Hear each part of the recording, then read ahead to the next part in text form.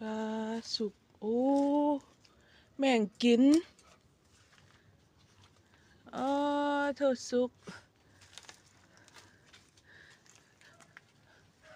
แม่งยังกินว่าข้างนั้นนี่ โกยหมดเลยละโอ้หัวโกยเลยนี่โอ้ยเนาะอันนี้ก็ได้นี่อย่างนี้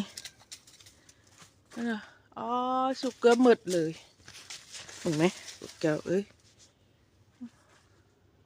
สุกเกือบหมดเขื่อเลยนะนี่กล้วย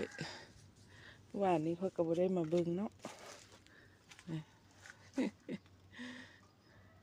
สุกเกือบหมดเขื่อเลยนี่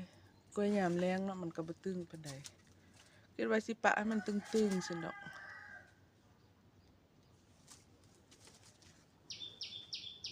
นี่อ่ะหัวโกย